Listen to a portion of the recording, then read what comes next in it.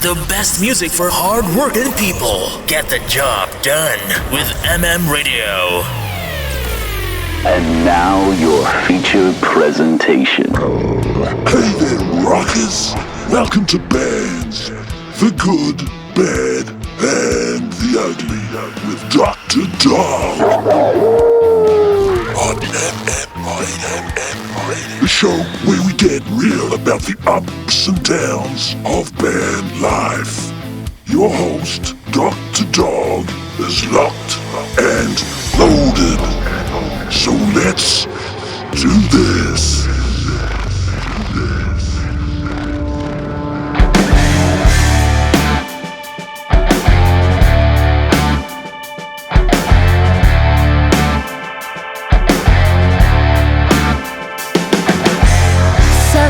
Whoever pays, always caught up in the craze. Run away, we ain't got. Oh, won't you stand up now? Open your eyes. House to car, no second thought. Air we breathe, the things we buy. Pace the world and we're all caught. Oh, won't you stand up now and open your eyes? People come together.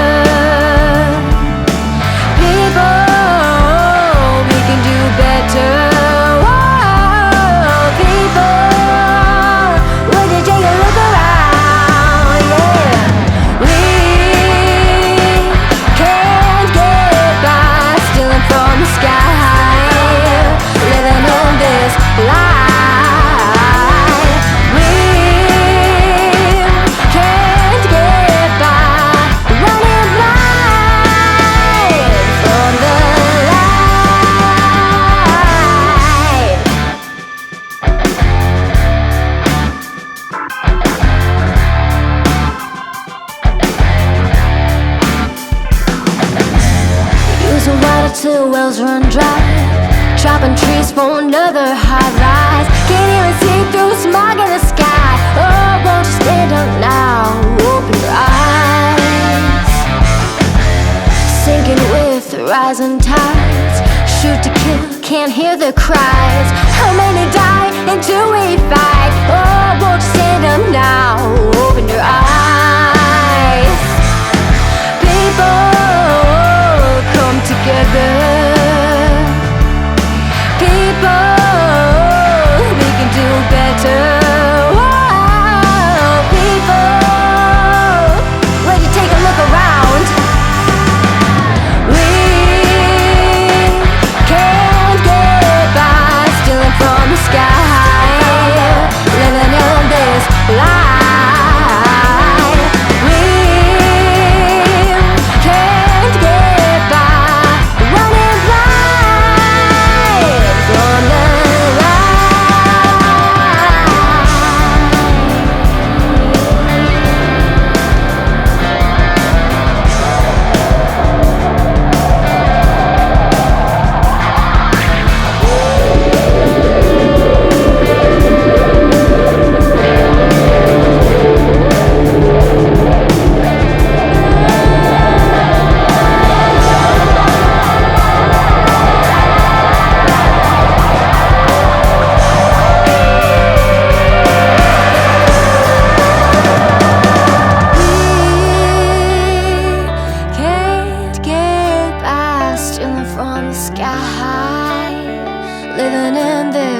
Life, we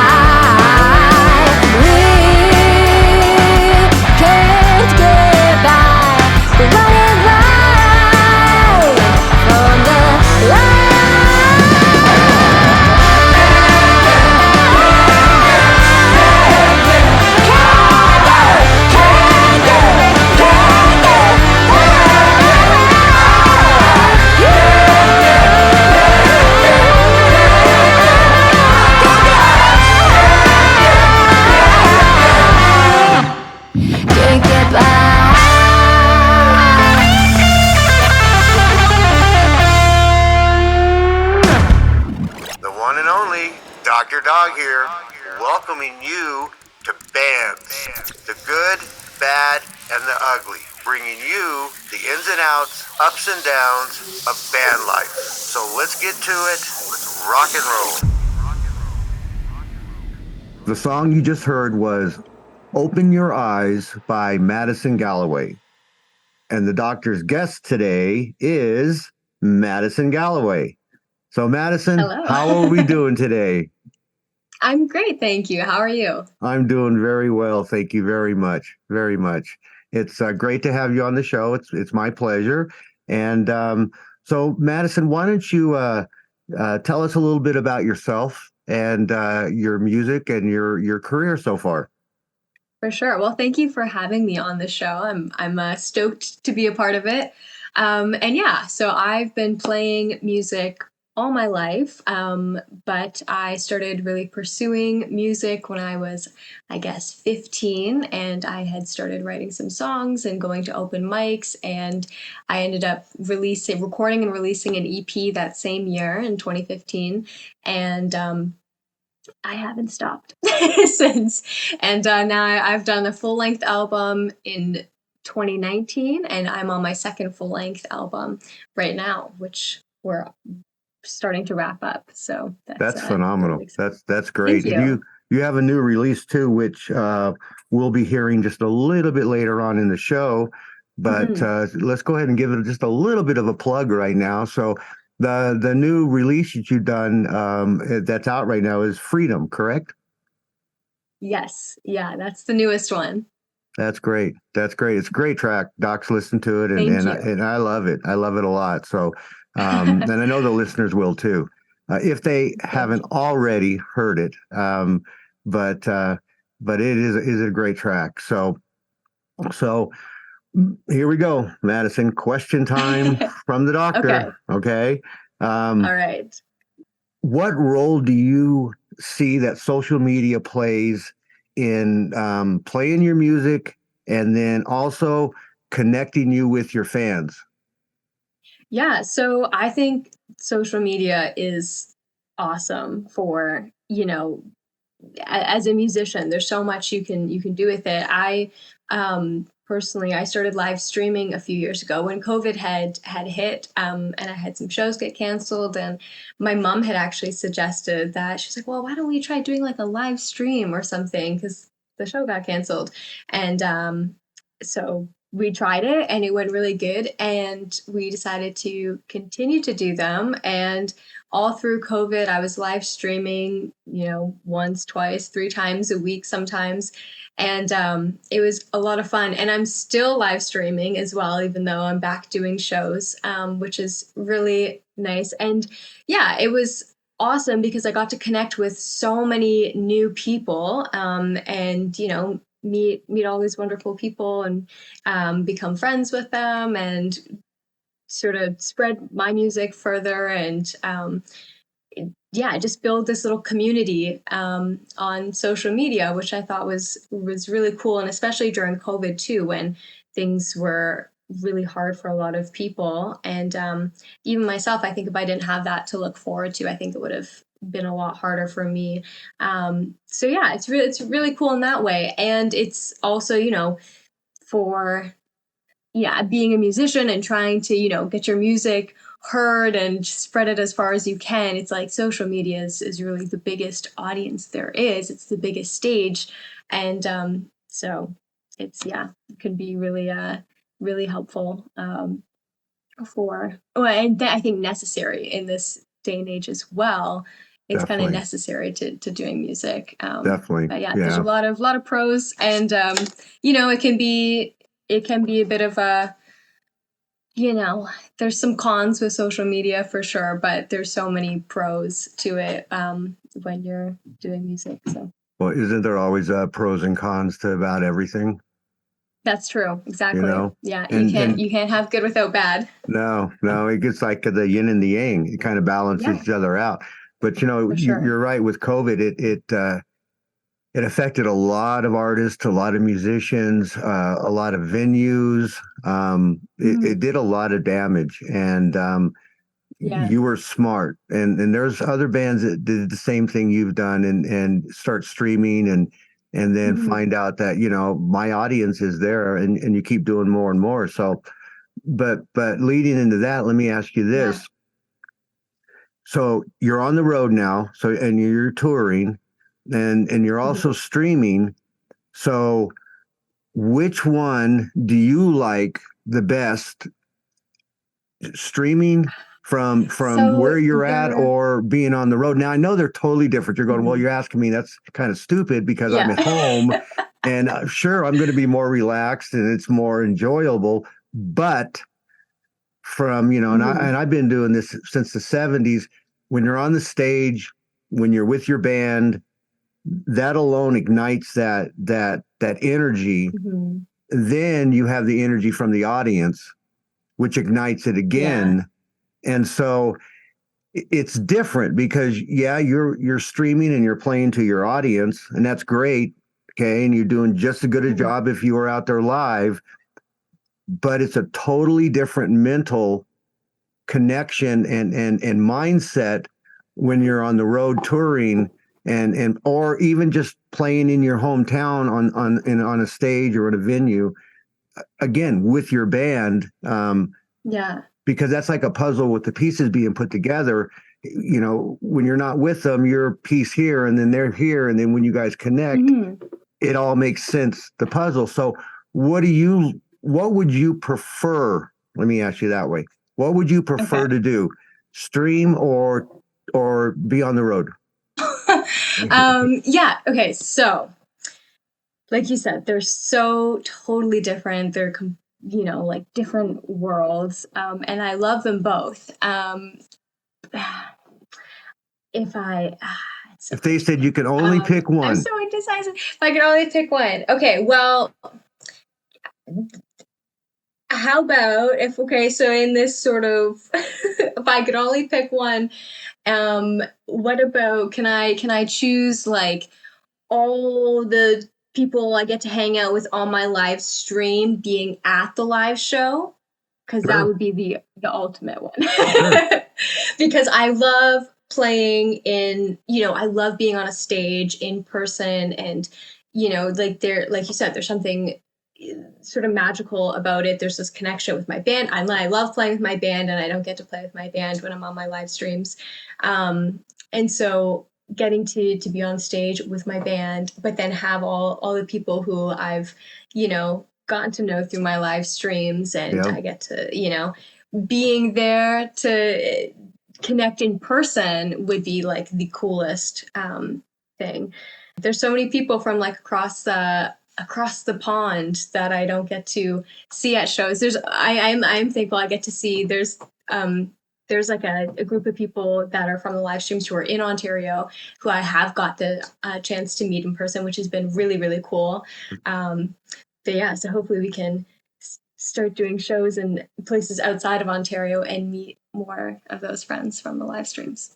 Well, I think you're doing both. I think from your live streams, and then you're starting to you're bringing in your fans to your live shows.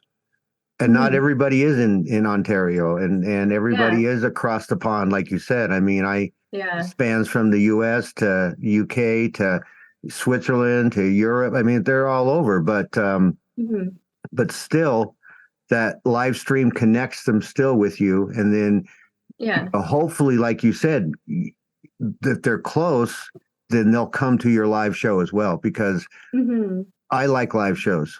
I mean, I love music. I love genres. I love all artists. I respect everybody in the industry because they're out there doing something. But and I love listening on Bluetooth or on the radio or whatever. But I really like the live show because you feel the energy coming from the band, and then that stokes the audience, which in turn stokes the band, which in turn stokes the audience again. It's just like a never-ending cycle of good energy. It's like a hamster wheel that just goes round and round of really good energy. So so that's good. That's really good. I mean, I really like what you said, and it makes a lot of sense. And I think if I can remember from the artists I've interviewed, so far. You're the first person that's ever said they've done that, streamed and then toured at the same time.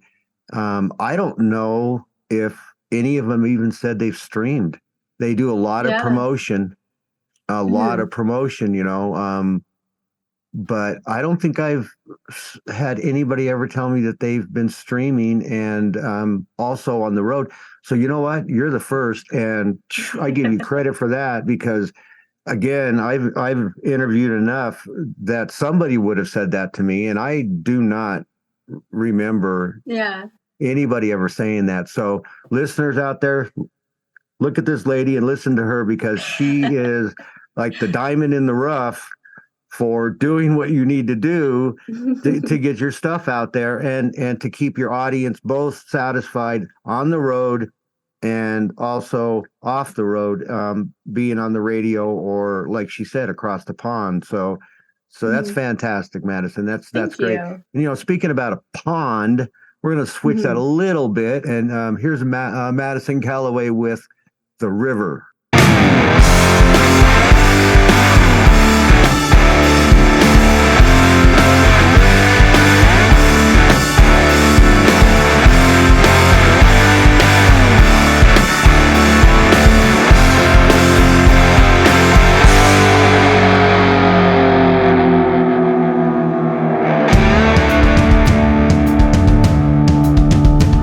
When I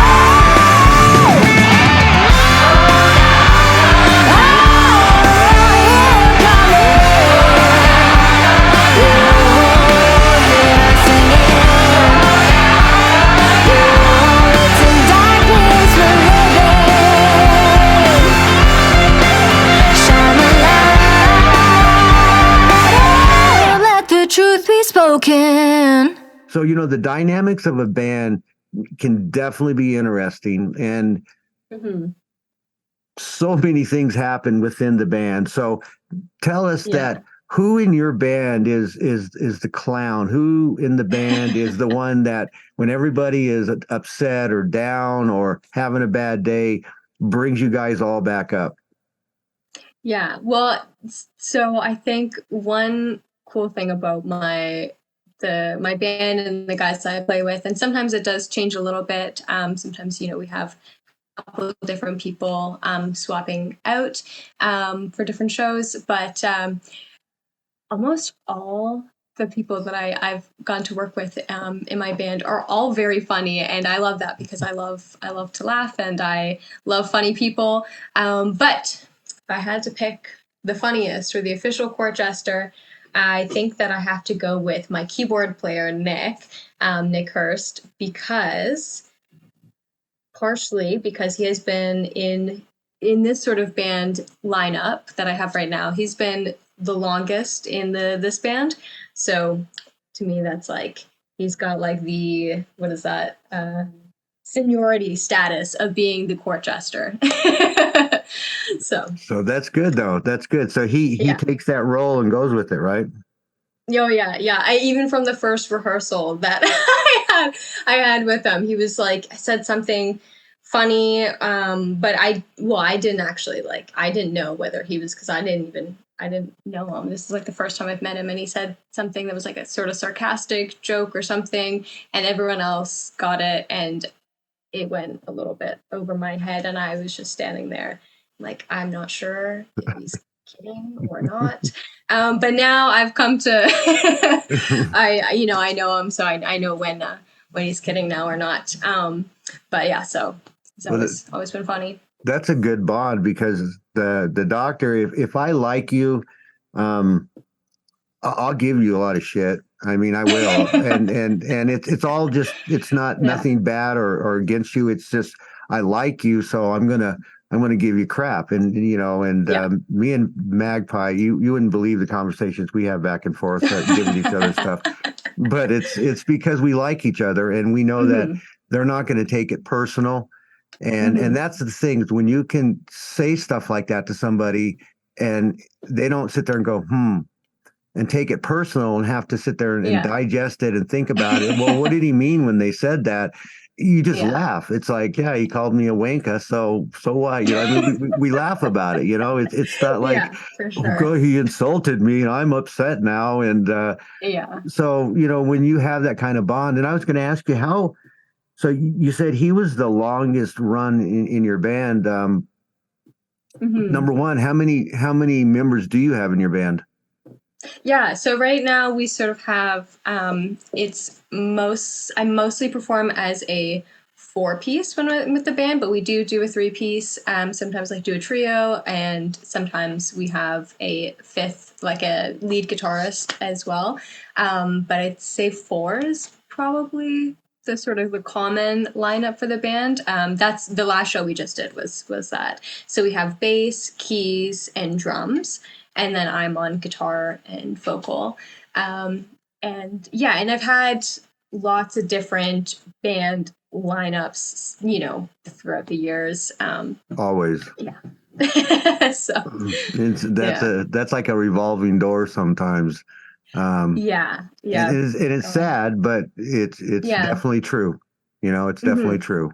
But the end result for every artist that are serious and that are recording and putting music out, the end result is always the best possible recording at that time. And I've talked to artists said, well, we'll listen to it after it's recorded and put out, and we'll think, well, what if we add this? What if we do this? What if we do that?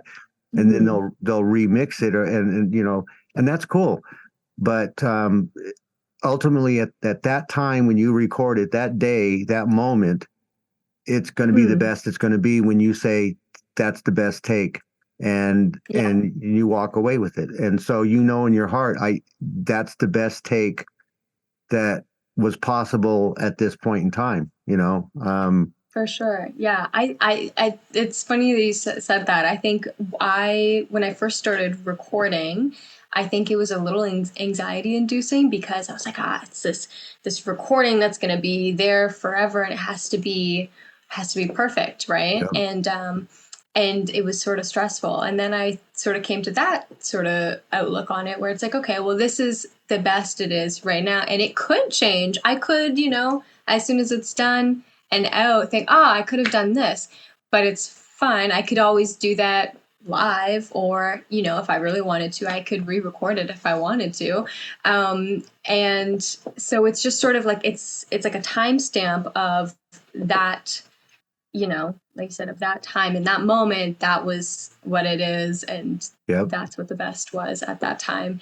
And it's kind of cool looking at it in that way. And, like I said, you can always do something else with it in other capacities, I guess. And, so it makes recording less stressful for sure. Well, number one, what you said about, being stressful, it is, especially when you first going into a studio. Then you have to realize, well, you have confidence in yourself, you have faith in yourself, you have faith and confidence and love in your music. Yeah. And so you start looking at it as, hey, I'm in my room, I'm in my garage, I'm in my basement, I'm wherever your band plays. This is where we are, not in the recording studio. And you've got to get that out of your head, because if you keep it in your head, then to me, like when we record and I play, it's like you start thinking about what you're going to do, even though you know how to do it naturally. And that can really mess with your thought process, because you're so focused on, okay, I can't mess up, or I've got to make sure I do this or that. And it's like, well, you've played it 1,000 times. I mean, you know what to do. And then, but it's a mental thing. And so once you let go of that, like you said, you learn just to let it go and say, I go in there, I do my thing. I look at it as this: the band comes in and they do their job. Everybody does their job. Okay. The bassist, the drummer, the guitarist, the lead, keyboards, they all have a job to do. You have a job to do. If everybody comes in and does their job at that time, then it all clicks. Yeah. And that's the thing. And most bands don't go in the studio unless they're ready, unless you're stupid. Because you're spending because you're spending money and it's it's so much. Yeah. And that's the thing. And we got smart and said, shit, we just built our own studio. So that's cool. Here's Coffee Stains by Madison Galloway.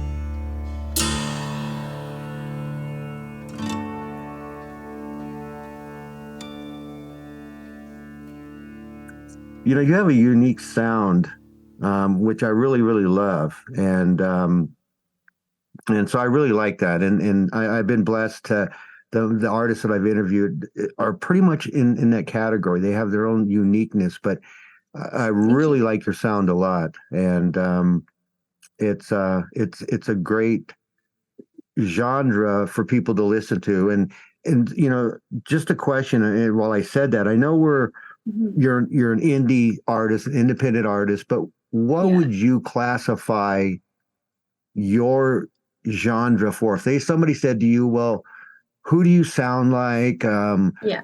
And you've had that before. I know people's asked you that if they haven't heard your music and they know you're a musician and an artist. So what would you say to that question? For sure. Well, first of all, thank you for saying that. Oh, It you're means a welcome. lot to me that you like it. And yeah, I think that I would say it's like a roots rock. It's sort of got this definitely rock elements to it, and then there's also some blues influence and some more like rootsy kind of vibes in there too. So I think roots rock is kind of a good encompassing sort of genre Yep. for it. And then some songs lean more in one way and like sort of southern rocky as well. So I mean, I love like my favorite bands are like Led Zeppelin and the Black Crowes. And I love like newer bands like the Black Keys and Cage the Elephant. And I don't know, there's so many. It ranges. There's so many good bands and artists out there. So many good ones. But yeah, so those are sort of my top ones, I guess. I don't know. But then I also was really into like Joni Mitchell and like Neil Young and the sort of like 60s folk stuff as well. I was really influenced by as well. When you were growing up?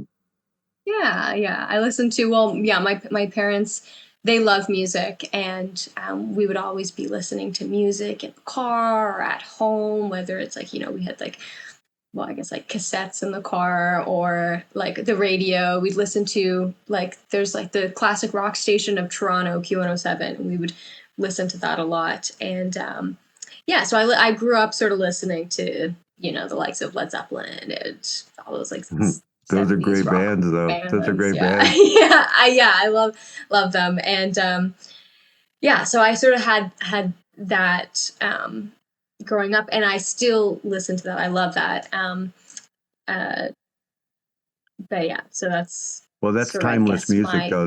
That music will never go away. It'll never no, disappear. It's for it's sure. timeless. And that genre, or that I shouldn't say genre, that era from the Hmm. 60s, I even go back to the 50s at times, from the Yeah. 50s, up to maybe the 90s. Just great, phenomenal songs. But the 50s, 60s, Hmm. 70s, and 80s, I think were the best. Um, Yeah. but There was that's definitely just some that's just the amazing music. doctor. Oh, definitely, just totally Hmm. amazing. So who would you say is the biggest influence that it's had on you for your music? I mean, you just said all these artists that you listened to and you grew up listening, to different genres and different artists from different eras. But if you had to pick one that you said this is probably the biggest person or artist or band that Hmm. influenced me to do what I do, who would it be? Yeah, I'm trying to decide which of just one person. So, because I feel like there's like one person for different aspects of it, if that makes sense. So, It say like for does. singing, for really wanting to sing, I think my biggest influence for that was Joni Mitchell. It was the listening to her albums for the first time. I think I remember, because I would always sing along to the music that's on that I knew, but I think singing along to Joni Mitchell songs was the first time I was sort of consciously thought, oh, I like singing. I enjoy this. And so I think for singing, definitely Joni Mitchell. And also she had a big influence of my guitar playing as well. Like that sort of introduced me to like open tunings, which I love. But then Jimmy Page I probably has to be like the guitar the biggest guitar influence, guys. Yes, yes. Yeah.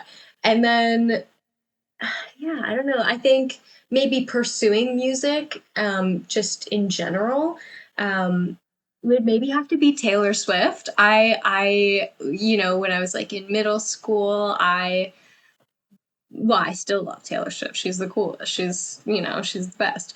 But I was really, I was a really big fan of her music, and it was the first like major concert I had went to as well, which ignited like a thing of like going to concerts and like loving Mhm. concerts. And I saw like, I've seen so many people since then, but I think it was like I had saw her concert, and then I went to like 2 or 3 others like that year or something, and then every year my parents and I were like That's going to great. concerts together. That's great. And yeah, we saw like I've seen Robert Plant I think 4 times now, which has been really cool. I think maybe that's one of the coolest things. To saw the Black Crowes also this last year, which was really great. But anyways, back to back to what we were talking about. I think Taylor Swift probably was the biggest influence of sort of chasing after this whole music dream. And I guess because, I was sort of 15, and, that was sort of around the time that she had kind of started. And so seeing like, I guess like her journey, I think was maybe inspirational to myself because I could kind of see myself in it. And then, yeah, like Joni Mitchell, Jimmy Page, and like, are like on the biggest musical influences, I guess. No, those are great. So. And when you talk about Taylor Swift, I mean, she's a huge artist, but when you were talking about her and I start thinking about it, you remind me of that aspect. And I think why you focused on hers because of her journey, like you said. I mean, everything she's done it the right way, from marketing to her music to her shows, her touring. And I mean, every time I hear anything, they're all always sold out, and Yeah. then they're Oh well yeah. sold out well in advance. And I mean, the tickets aren't cheap. My No. brother took his grandkids to him, his granddaughters, and man, I almost fell over. I mean, if I could say it, my hat would blow off my head as far as what it costs to go Yeah. there. It was like, are you back in my day, $50 was a price of a ticket to Black Sabbath, to Who, Yeah. Rod Stewart, and that was a lot of money. It's like $50. Now it's, Yeah. like the Eagles. I think my brother went, it's like $1,500 a ticket. And it's like, Oh yeah. Yeah. It's crazy. it's crazy, but Yeah. but then people think it's so much money, but then they don't understand what it costs to put that show on, to Yeah, pay all for the sure. people, um, financially, yeah, they're making a lot of money, but how It much of also it costs a is lot of money. going out the door to somebody else, or for some other reason? And I think people lose sight of that oh, you made so much money on this tour. Well, they probably did make some good money for themselves, but not when they say the tour brought in $4.6 million. Yeah. That They're gross not amount is pocketing not. 4.6 million unless you're Pink Floyd or something, and Waters and Gilmore fight over $500 million or something because they can't decide on who gets what. But that's sad. So Yeah. so speaking of the bands and your influences and Taylor Swift and how she does things, Yeah. and you're on the road, so as musicians and the artists out there listening will understand this, and the listeners will now understand this, but sometimes you play very small venues, and it can be the shit at times. I mean, you've got a small stage, you've got maybe a crappy venue that you pull up to, and you're going, are you serious? We're going to be playing here. but when you're cramming four people on a stage that's built for two, with all Yeah. of your equipment and stuff. So, and I know because you're laughing, and you're shaking your head. So I know you've been in that situation. So tell us an example or a time that's kind of happened with you guys. For sure. Well, we just did a show like this back in June, I guess it was. I had never played at this venue before. It's a venue in Toronto called the Painted Lady. And it's like just narrow. It's very long, like, but there's like it's so thin. Like you walk in the door and there's the bar, there's a teeny walkway, and then there's like tables pressed against the wall. And you walk down this hallway, or not hallway, but like the little space, the walkway in this venue, and the stage is at the back, and they have like one platform and then they have a second platform next to it, like just to beside it, and then in the very back is like this cave for the drums to go into. And we had this was like a 5-piece show we did too, so we had I was like in the center, and then we had guitar that you had like I had my lead guitarist next to me, and then my keyboardist was up on the platform, and then my bassist was like standing right behind me pretty much. If I one wrong move and I was like gonna be taken out with his bass. And then behind him was the drummer, so it was just like such like a long but narrow stage setup. It was a very sort of peculiar venue.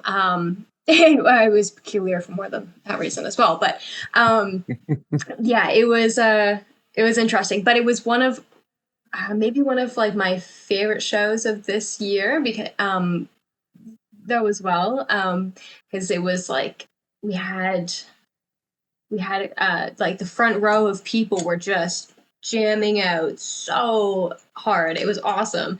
And so it really made the show That's great. Really fun. And but yeah, it was tight up there. And I don't travel light either. Like I go around with like 3 guitars, and I think I guess I didn't have, sometimes I do like I have like a suitcase drum that I play as well. Like I'll do like a solo tune and do that. So this show I actually was traveling light for me. I only had 3 guitars. And so besides the 5 people we're trying to cram on this little stage, we also all have our gear and everything. So yeah, it was very cozy. It was a cozy stage. But like I said, it was really fun. It was a fun show. It was for the Canadian Music Week in Toronto. So cool. There was like tons of people out and about, and like a ton of live music going on as well. So it was cool to be a part of it. So would be I can imagine like was there a lot of venues or clubs like lined up where they had different musicians and stuff playing? Was that it? Yeah. So pretty much this whole sort of, I guess, I don't know, street was all the venues had different artists playing, and for like 4 nights, I think it was like Wednesday, Thursday, Friday, and Saturday night there were bands every night. And so they were sort of shorter sets as well, because even within the same venue they had like 3-4 different bands playing a night. And then they also had like panels and workshops and stuff during the day. So it was a big like conference/music festival. That's cool. And it was cool. But what you said earlier though about the front row, they're just jamming away, and that right there. I mean, again, we talked about the energy flow from the band to the audience, from the audience to the band and back. That again just gives the band that adrenaline shot. When you look out there and everybody's really getting into your music, that's just an additional adrenaline shot. If you looked out there and everybody's just Yeah. standing there looking at you, not It's hard. not moving, It and can be just, you know, hard. you'd be going, "Ooh," you know, like, what's wrong here? You know, I mean, you're looking around going, is something going on that I Mhm. don't know about? Yeah. But I don't think that's ever happened to you, and I don't ever see it happening to you. So, Well, thank you. but I imagine it does happen to some. So, given that said, what's the biggest misconception that people have about, you know, being in a band and being an independent artist, and also uh, touring? Mhm. Okay, so I would say the biggest misconception that I have, I guess, come across is, I guess, people thinking that it's all fun all the time, and that, you know, they're like, oh, you just play music all day. You just play music all day. And it's like, I would love to play music all day, but that's not the case. Mm-hmm. That's not, that's not the reality of it. Which, that's fine. I love what I do. But yeah, people, I think, often don't see the, the whole of it. They just see, you're on stage, you're doing shows, and you're in the recording studio, which must be a party the whole time.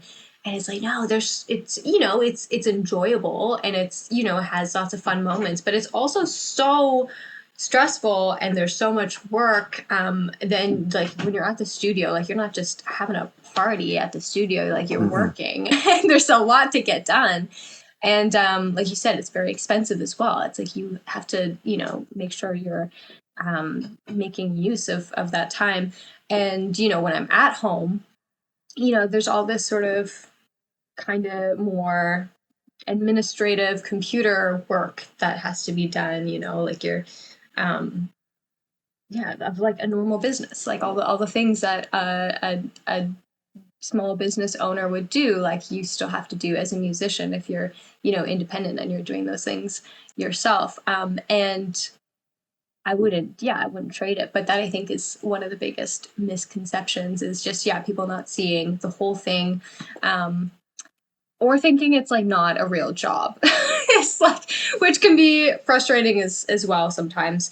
People are like, oh, like, you're not actually doing it. You're not actually working.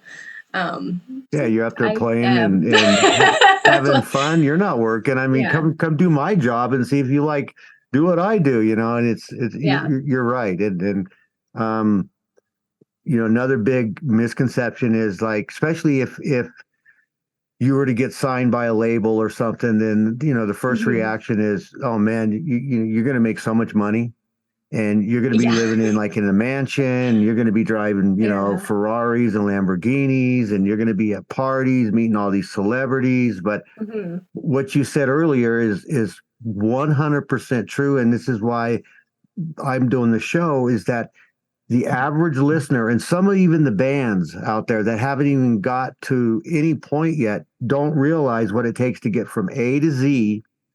Mhm. And it's not like zip.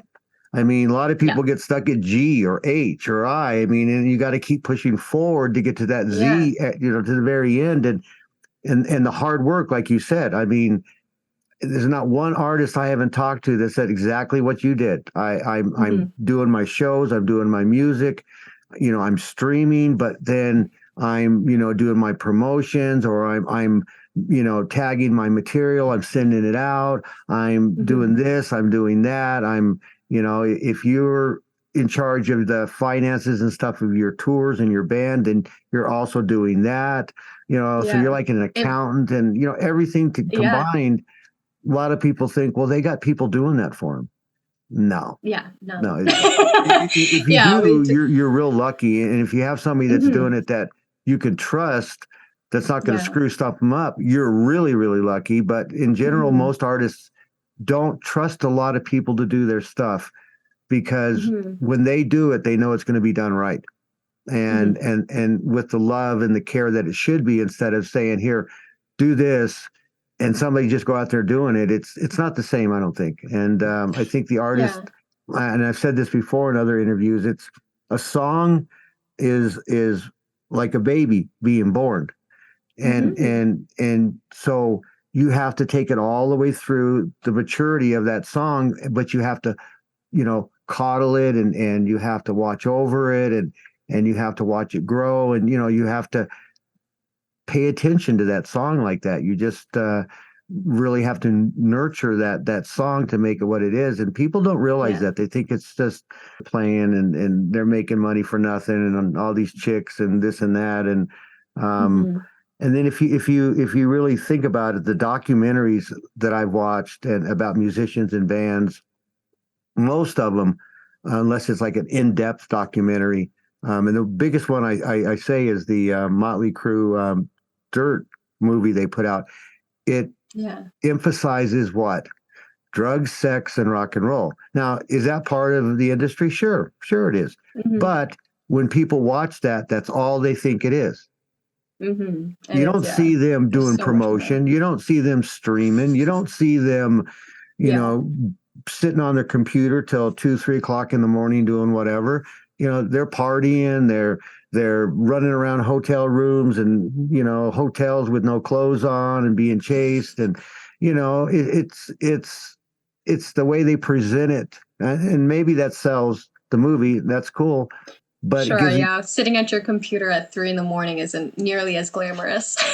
no way. And they're not going to put that in a movie either. But it just, again, puts the listeners that really don't understand off track. And the new bands that are sitting there just forming, going, oh, we could be Led Zeppelin, we could be Motley Crue, we could be whoever. And we could be doing that like they're doing, and total misconception. And, so that's what we want to bring out. We want to say, listen, this is what it's really like. And I mean, so far, guys, if you've been listening like you should be, and especially the artists, you'll see that Madison's kind of laying out a roadmap of it's fun, it's great, I love it, but it's really hard work. And most artists will tell you the same thing. So, and speaking of the hard work and everything you put into it, so tell us about your sacrifices, your hardships, some of maybe the unjust bullshit that happens in the music industry and goes behind the scenes, and that goes hand in hand with the bands and what you guys deal with. I mean, well, to sort of what we were talking about, there's so many different hats that you have to wear as an independent artist, and there's so much work to be done. I'm really thankful because I have my mom to help me. Like, she works alongside me every day, and to have those extra hands on everything there is that needs to get done is really, really beyond helpful. Like, I wouldn't be able to do it without her. So I'm very blessed to have her help. But there's still so much to do. And I think it sort of plays into the sort of sacrifices that you have to make as well as like an independent artist, because there is always so much to do. And no time. So there's things, there's like, it takes all your time. Like, you don't you don't decide to be a musician because you think you're gonna, have an easy job and make a lot of money or something like that. Like, you do it because you love it, but it means that you are like always working and trying to do this thing. So sometimes I don't, get to see friends that I would like to, see and hang out with, or, sleep. Right.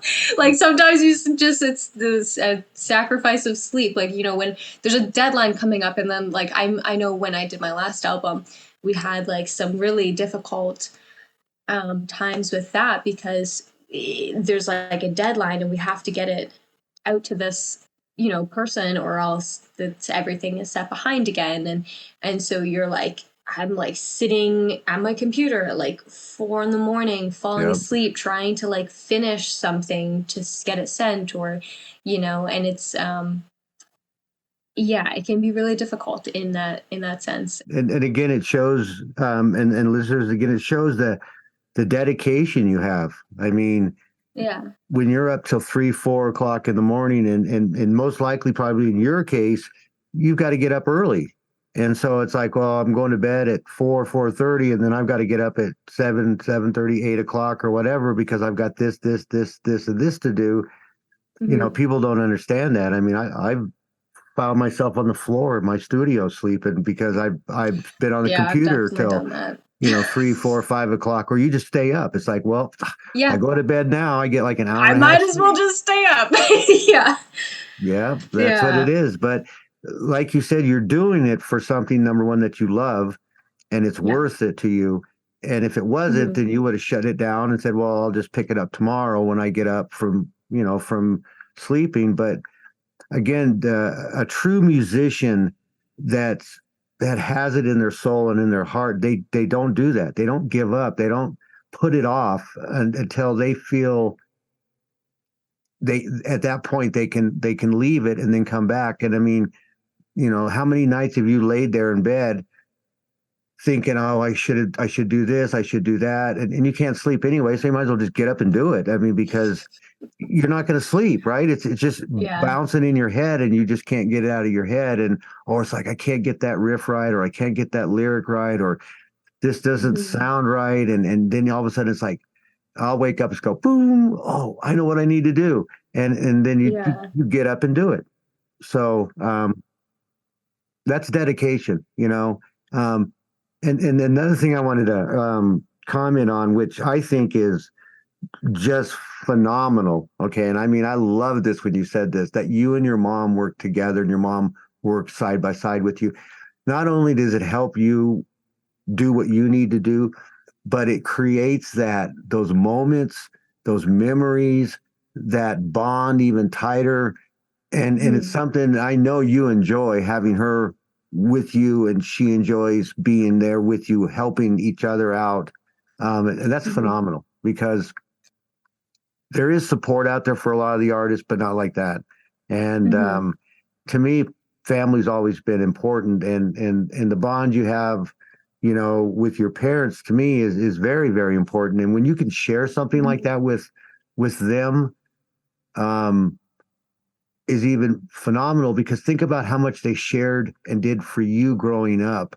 And now they can share what you do as an adult, which I think your mom probably just loves. I mean, I think she would probably cut her hand off to be able to work with you. I think that's how important it is for her. So that's phenomenal, Madison. I wanted to tell you that. And that just shows the love that you guys have for each other. And, speaking of that love, here comes a song dropping down from Madison Galloway, which is Love's Not a Game.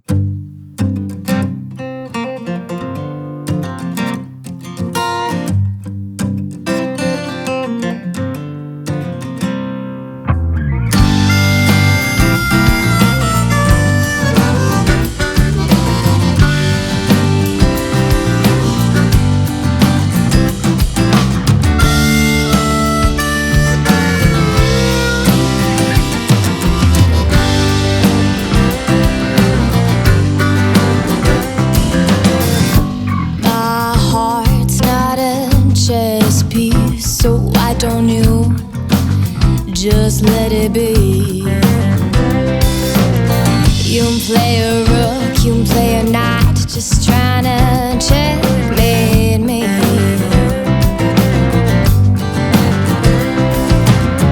Despite what they say, love's not a game.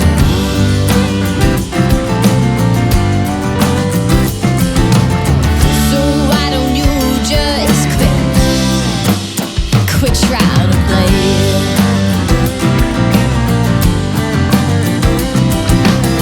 You're like the boy who cried wolf. You say I love you over and over and over and over again.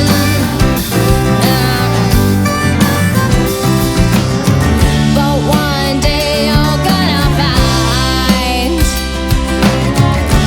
no one's gonna be there to believe you.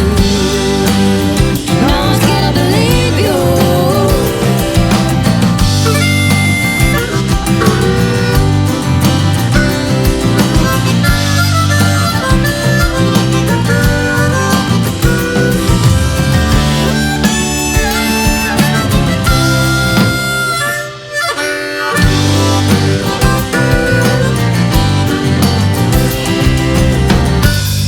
it's a shame, 'cause you're a really great guy other than that.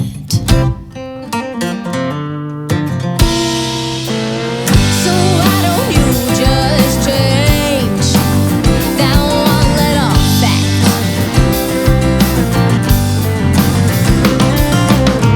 Despite what they say, love is not a game. No, no, no, no. So why don't you just quit trying to play? Quit trying to play now, no, no. Despite what they say, love's not a game. Love's not a game, no, no, no, no, no, no. So why don't you just quit trying to play?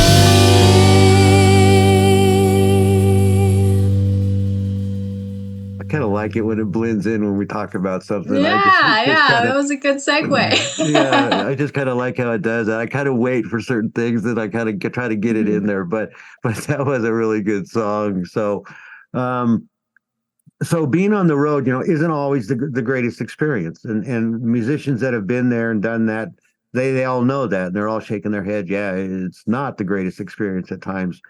So Mhm. tell us about a time that you ended up in maybe, um, besides that little shabby or that little venue that you played in. Tell us about a time that you ended up in maybe a rundown motel, or you guys had to share rooms, or you ended up sleeping in a van or a bus together.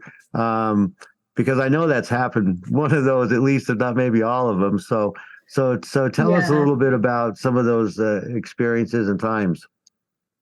for sure. So there are, I mean, I'm sure there's more than this too, but there's two that come to mind when you say that. So one is, um, I don't know which to do first, the gross one first or the funny one first. um, okay, we'll do we'll do that story first. Okay, so I went to BC in 2019. I had a couple festivals out there, so we decided to take an RV out there instead of like flying. And we just decided we would take an RV and we could sleep in it and drive there or whatever. And we didn't have an RV, so we had to get one as well. And that's a whole other story. That's a whole story, the RV. But there was at some point, I think it was like the last sort of bit of like using the RV, which was great because we didn't have to like be in it after this and we could then just like clean it. Oh yeah. We took it to another festival in Ontario that we were playing at. So we took it back out on the road, and it was coming home from that show, and the toilet in the RV, I guess, like spilled over from the washroom. And yeah, so that was pretty gross. We did a deep clean of that after. Luckily we didn't have like it wasn't like mid-tour or something. So otherwise that would have been worse. But yeah, so Yeah. that's maybe the most disgusting road bit. But then a funny moment of like sharing rooms was like I was at this conference in I don't remember what year it was now, but we were at this conference and we were sharing a room. It was my guitarist at the time and myself, and my mom and my dad were both there as well. And so we were supposed to have one room with two beds in it, and they had one room with one king bed in it. And so we're like, okay, well maybe we can get like a cot or something to put in the room, so we all have to share the same bed. And they were out of cots because the conference, I guess other people had already taken them all. So we shared like one king bed. It was my dad, then my mom, then me, and then my guitarist, all in a king bed together. It was Oh. cozy. So that was, yeah. You talk about spooning each other, right? I mean, you're just like right there, just all stuck Yep. together. So Yeah. that's pretty good, especially about Yeah. the RV. I imagine you didn't have to travel too far, did you? With that, No, luckily we were just in Ontario. It was only like an maybe an hour and a half drive, the festival from where we live. So it was like happened, I guess, on the drive back, and so we didn't have too far to go. And yeah. yeah, that's not a good smell to have while you're sitting in an RV driving down the road. So No. that's so. Speaking of disaster things in the RV, so tell us about a time that maybe a disastrous mistake was made on stage by Yeah. you or one of the other guys in the band, and then how it was handled. And Hmm. then the last part would be, was there any lesson to be learned from the disastrous mistake that was made on stage? For sure. I've been performing like since I was 15. I'm 23 now, so it's been like 8-ish years. So there's been a couple disasters and mistakes on stage, that's for sure. Everything from like little things of I accidentally put my harmonica in backwards into my holder and started to play from muscle memory, and the notes were not the same, so then I'm like rewiring my brain of like trying to play backwards, or I have to stop it and like actually flip it, little things like that. To even just recently, I guess in this winter, we were doing a show, and I had an amp there, and it died like Well, this mid is song. bad. It was just there was no guitar, and luckily I did have we had a second guitarist on that show as well, so at least some of the guitar, sonically was still there, but my guitar was just gone. So then you have to like try and figure out what's happening. Meanwhile, you're in the middle of like performing a song, and so luckily, the guys were all really we were sort of just on the same wavelength. Like they saw that I had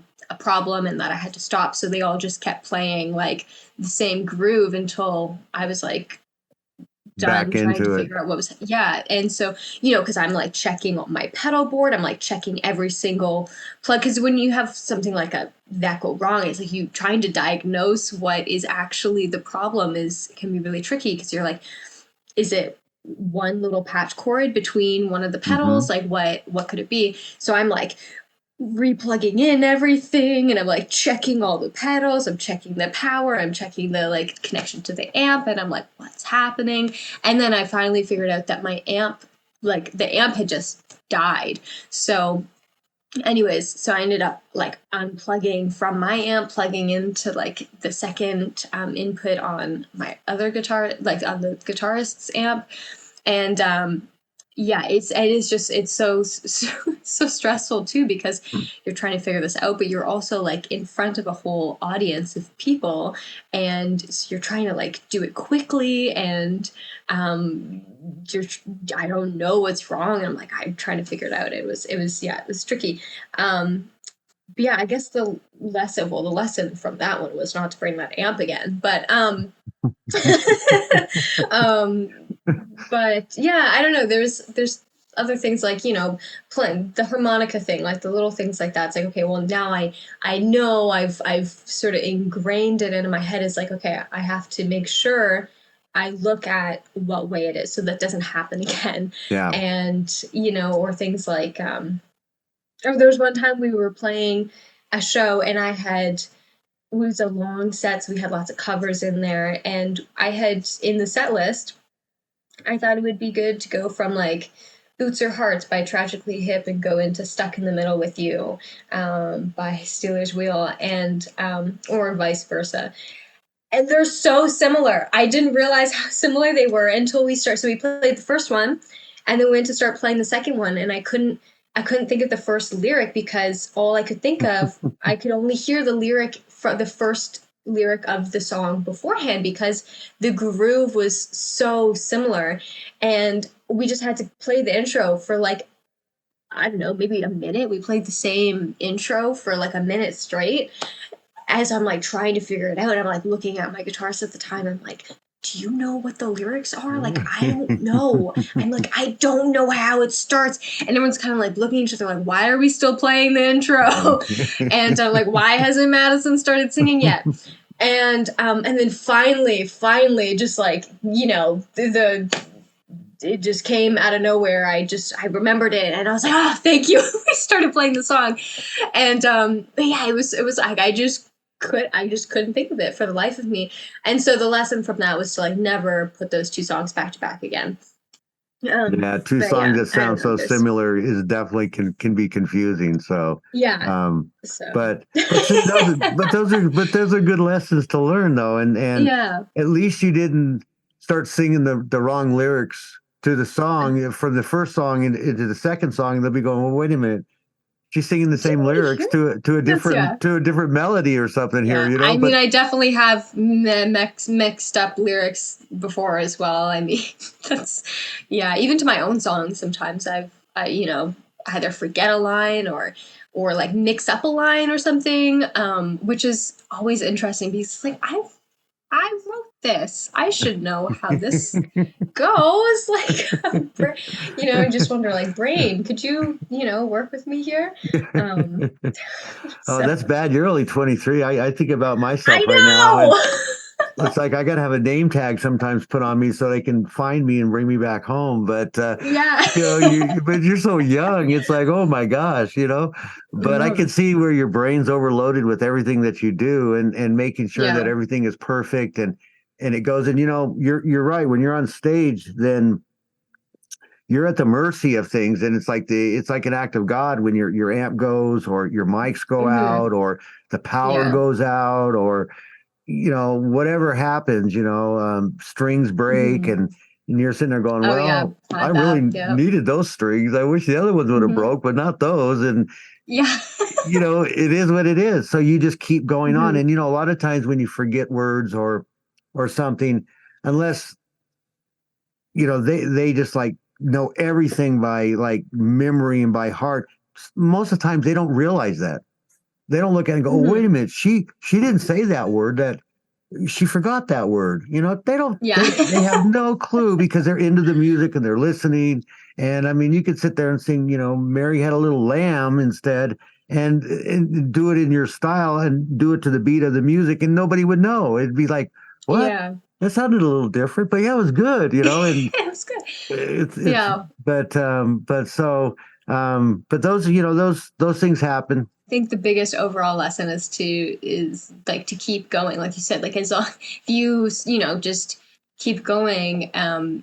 You know, a lot of like these little, you know, things that happen, you know, well, a lot of people wouldn't notice, and Oh, unless you were to really stop and you know draw attention to it. So it's like yeah. you have to keep going, and you know, and I think too for me and some of the things like mixing up lyrics or having like the wrong harmonica or turnaround or something is like um, something that I guess I've tried to do more is to really like try and like focus myself, and because I have a tendency to get like a little scattered and stuff, so making sure you're like focused, and I have like a sort of like a list of like a checklist kind of thing that I have to go through. It's like, okay, is this in order? It's like that I have this, have all the pieces together, um so we can, you know, mitigate any of those disasters. But I think even, you know, I saw Alanis Morissette last year, and there was a problem. Like they had a technical difficulty with like the mic or something. That she was like late coming on because, and they had started to come on, and then like is that what happened? I feel like they had started to come on, or the show started, and then they had to like stop or like pause or something like that because they were having like problems.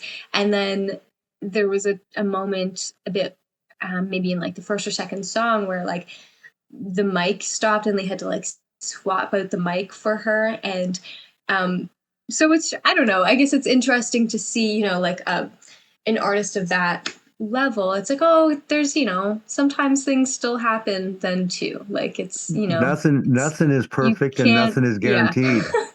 I don't care who you are. I mean, nothing Yeah. is guaranteed, and it's electronics, it's technology. Yep. And so, and if it wants to go out like your amp, it's like, hey, I'm I done. get. You know, Yeah. forget you, It's like, what do forget you can't you. do anything. That's it. I'm shutting down. I'm a done Yeah. deal. So, and that's just those little stage, devils that come up at you and Yeah. tend to get you. Speech And gremlins. and about those little stage devils. We have a great tune by Madison Galloway, which is called "Devil in Her Eye."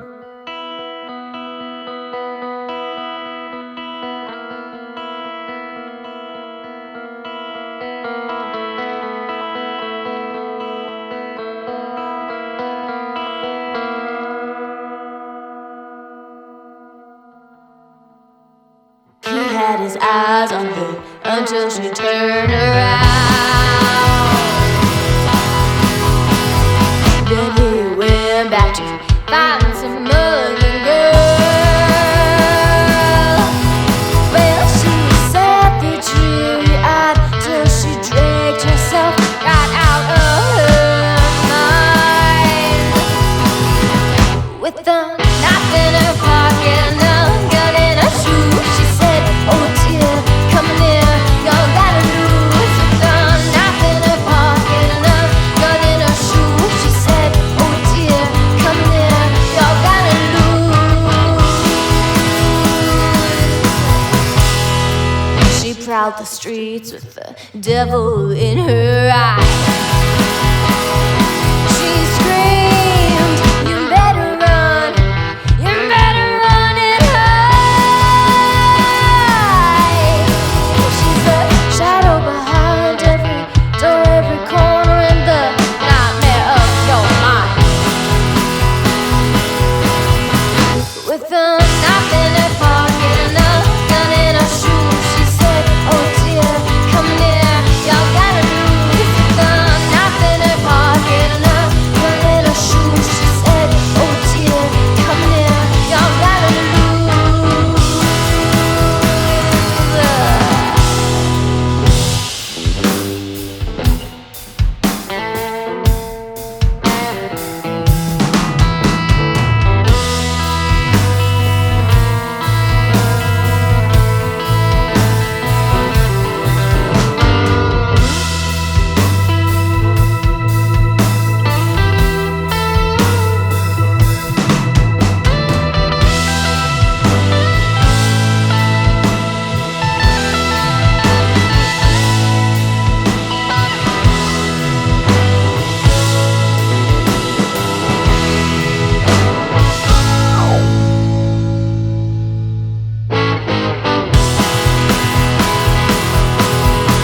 With a knife in her pocket and a gun in her shoe, she said, oh dear, come near, y'all gotta lose. With a knife in her pocket and a gun in her shoe, she said, oh dear, come near, y'all gotta lose. Whoa, oh, oh,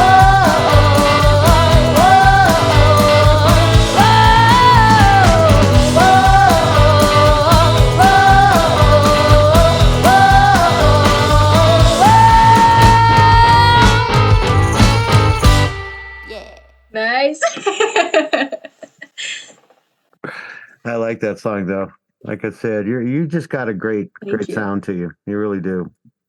So, Thank you so much. oh no, you're welcome. And again, it's really my pleasure. And again, I've like been doing music for such a long time and been in our band for such a long time. I just love music, Yeah. and I look at it this way that I've been doing this a long time, and I'm happy with where we've gotten, what we're doing, which is mainly just recording now in the studio. But I want to help the younger artists like you. Okay, I mean, really, you're probably about the age of my daughter, and it's like, which is phenomenal. And I want to help the young artists. I want to help the artists that have the drive and the perseverance and the heart and the dedication you do succeed as much as I can help. I mean, it Yeah. may be a little, it could be a lot, I don't know, but that's what I want to do. And it's, again, the show that we do, guys, out there, it's bands, the good, the bad, and the ugly. This is about our bands. This isn't about their show. It's about the doctor or anybody else. It's about our bands. It's about Madison and what she goes through. It's about the other artists that we interview and what they go through. And the whole purpose is so you understand and learn something about the industry that you don't know anything about, as a listener. And then as a new artist and new bands, this is what's ahead of you. Okay. And if you listen to these guys, and especially, again, Madison, because brilliant thinking about streaming, touring. That's just brilliant. And if you listen to them, they will give you ideas and knowledge that you don't have to find out, or maybe not even find out ever, on what to do and how to do it and how to succeed. So, to me, that's worth more than you guys could ever get going into school or anything else. You're talking to people that's out there doing this stuff. So Yeah. it's phenomenal. And that's why I love having guests, especially like you, because again, you just kind of blew my mind when we talked about that earlier, about it started off with COVID, and then we did this, and then it transitioned into this. And because most bands would say, okay, I'm not going to stream anymore. We're just going to go out tour. But you're doing them both. So, I mean, you're kicking both worlds. And nobody so far has ever said that to the doctor. So, again, guys, Madison's the first. So, we got to give you thumbs up and stuff in the horns, because that's just phenomenal. So, all right, Madison, we're going to go into a last question that the doctor always likes to ask. This is the doctor's question for you. Have you ever, okay, big question, have you ever had a moment that you just thought, you know what, I'm done. I quit. It's just not worth it. I'm just done putting up with everything I have to do and scratch and claw my way to get even just a little bit. So I'm just done. Yeah, that is a big question. I think, there's definitely been some moments where, it's crossed my mind of like, it would be a lot easier to do something else. Yeah, definitely. It's, and especially in those moments when, say, you're doing an album and you're in that moment of it's 6 a.m. and you can barely keep your eyes open, and you're trying to do this, and it's like, oh my gosh, like this is, it's really difficult. And I think it would be it's probably, a fairly common thing for musicians to for that thought to cross their mind when they're in that spot. It's like, is it, like, why am I doing this? It would be so much easier to do something else, but something easier isn't always better. And Nope. And I absolutely love what I do, and getting to do the thing that I love is such a blessing in itself. Even if it's a lot of work, and you have to work hard to have good things, I guess. Like you would, if it's just easy, it's not like, well, life's not it wouldn't be easy. as fulfilling. Life is not easy, and it also just wouldn't be as fulfilling. Like to getting to do something that you love is, that's like, you couldn't ask for anything better. So you take it.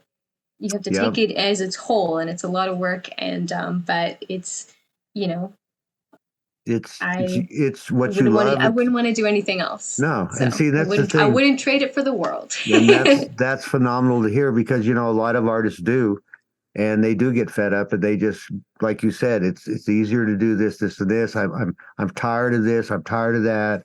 But again, it goes back to what the doctor said earlier: is that true musicians, the ones that really have it in here, and have it in here, and the drive, they'll keep going. And then everybody has those moments of like, this isn't working, or I can't get this to work, or I can't get this to fit, or I can't make whatever, and you just say, I'm done, and I just don't want to do this anymore, because you get so frustrated. But then you walk away, and then you rethink, and you come back and say, well, I know how to fix that, or I know how to change that, or you could just have a really crappy day and just say, I'm just done with all this, or you're like, sometimes you're trying to get in and get something recorded. Well, half the band's not there. They don't want to be there. They're doing their garden or mowing their yard, or, it's like, are you freaking kidding me, guys? I mean, it's like, that's the most frustrating thing for me is that when, if it's important and like, oh, well, if it's important, I understand. I always have understand that. But sometimes you're going, are you really freaking kidding me?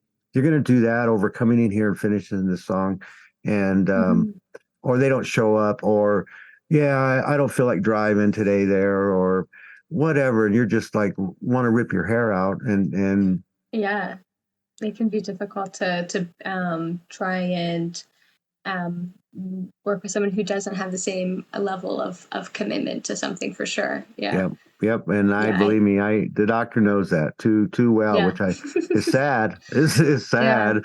Okay, so feel bad for the doctor because it's sad, but it's life though. That's just the way it is, and you just keep going, and nothing's going to stop you. Nothing's going to stop the doctor. Nobody's going to stop us. It's our destiny where we go. It's up to us. And you're on a train that's freaking streaming down the track right now. And the doctor just loves that. And you guys have the freedom right now to do what you do and what you love. And that's the nice thing, is that you're not locked into a box of saying you got to sound like this, or this. Like some of the mainstream or people that sign on to some labels that want you to sign like or sound like this, or this person, and you're in a total class for yourself, and that gives you the freedom, and freedom is the greatest thing, and this is Madison Galloway's latest release, guys, Freedom.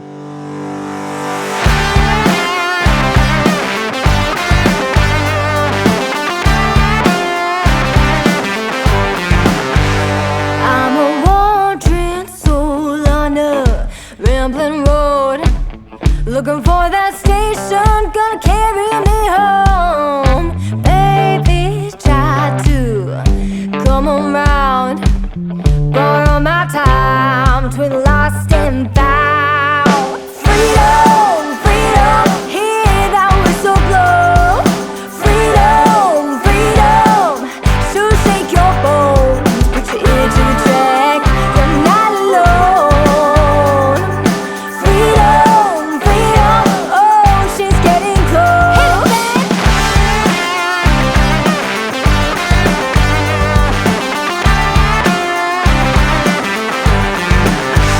I've been drifting since the sun stumbled down. Gonna find tomorrow in another town. Cool Valley, Gold City, got my bandana packed with a one-way ticket. I ain't looking back. Freedom, freedom, hear that whistle blow. Freedom, freedom, so shake your bones, put your ear to the track, you're not alone. Freedom, freedom, oh, she's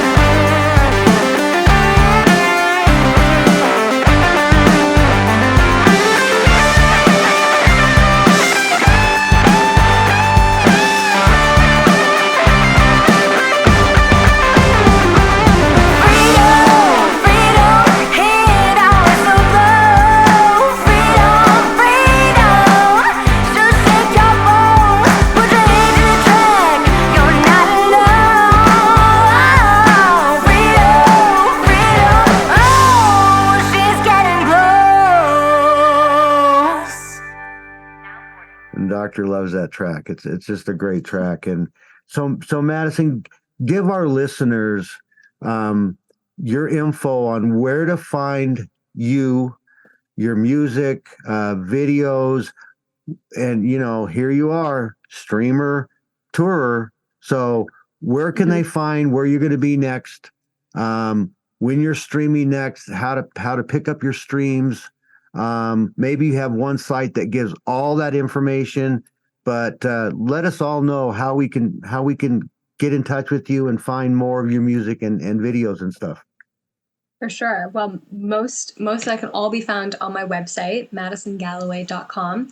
And you can find links to my music there. I'm on all of the different streaming platforms. And I've got, like I said, I just came out with Freedom a few weeks ago, and I've got more songs coming out. We're working on an album. So I've got, more songs coming. That's so you can check that out. And, find me on pretty much every week, live streaming on Facebook. And if you want to catch a live show, then you can find all my upcoming shows on my website as well.